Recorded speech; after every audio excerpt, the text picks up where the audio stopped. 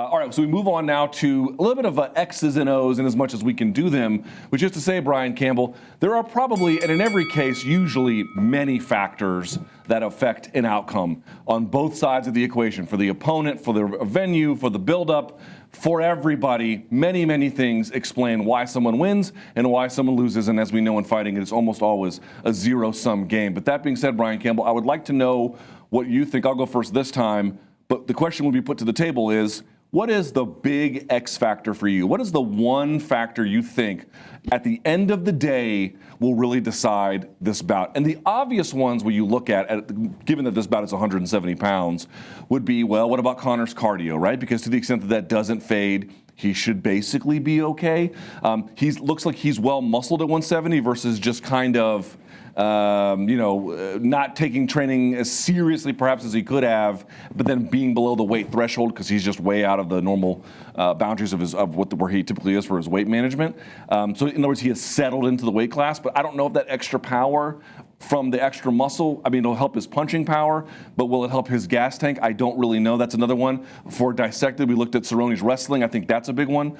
I'm actually going to go a little bit to something I just alluded, something that we don't really ever talk about. We always talk about Conor as this amazing power puncher. And at 145, there's no doubt. At 155, I would say he is a very, very solid power puncher. Really, really good. He top of the food chain. Four-punch combination to take out Eddie. It wasn't one punch and he starked him, but he can hurt you. But he's accurate in his timing. It's more than just that, of course. But I'm speaking just about the power.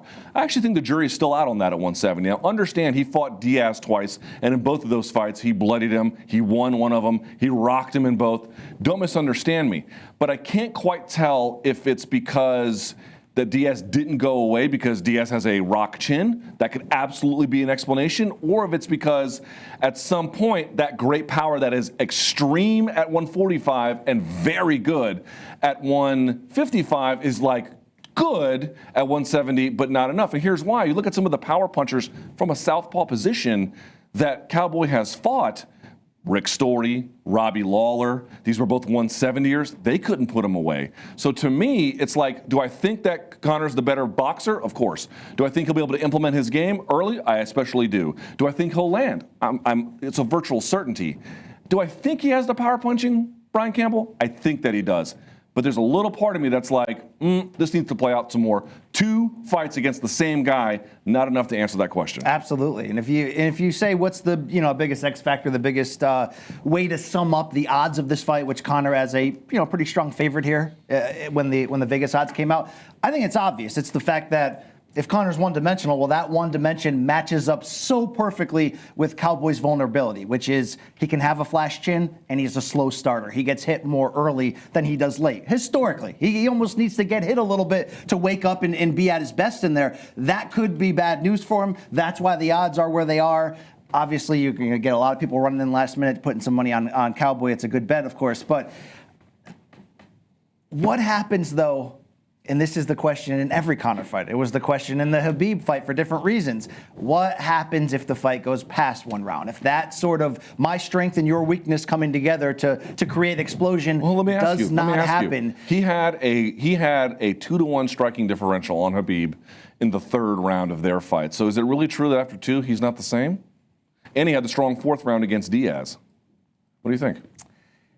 At this point, to say Conor is a front runner in the late rounds is kind of tough. He did sort of come back in 202 against Nate in the rematch, but he hit the wall a couple times where he looked like he was on the way out. Yeah, he came back against Chad Mendes in a 2-round fight.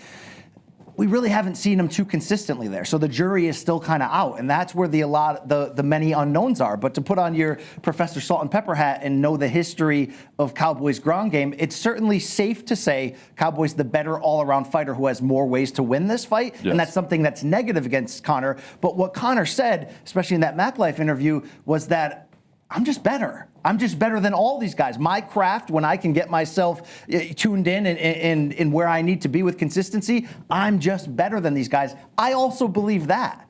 But what happens when those two worlds collide at the end of round 3? That's where I don't know exactly what this fight will look like. Certainly the default nature says the longer this fight goes, it certainly does not favor Conor. But can Cowboy utilize his strengths that he actually has on the ground? Will he try to take it there? There's so many unknowns as we go. Right, so for me, the argument about as a general rule, you're looking at two fighters, you're trying to figure out who's going to win here. This won't always help you. There will be many times where this is not the case. Ray Mercer knocked out Tim Sylvia, right? Okay, in MMA. But the reality, like maybe it was a boxing fight with MMA gloves. No, they changed it to MMA at the last. Did they? Okay, I can't remember the rules anymore. But the point being is this: skills win fights, and in general, the person with more skills, certainly at a polished level, should be able to beat the person who has less skills. But here's the reality. Was Jose Aldo more skilled, well-rounded wise than Conor McGregor? There's no doubt. He was a world-level brown belt before he even got to black belt. Conor, I think, was a purple or a brown belt on the ground. He was automatically better on the ground. Was better defensive wrestling. Was Eddie Alvarez a better overall fighter than Conor McGregor in terms of his wrestling, his submissions? I would argue that he was. Conor consistently finds himself in places where many of his opposition are certainly more well-rounded. It just doesn't matter because he finds ways to contain the game around his skill sets to the point where he's always keeping that imbalance. Rather than there being a general imbalance, he defines the fight, typically anyway, not against Khabib where he couldn't.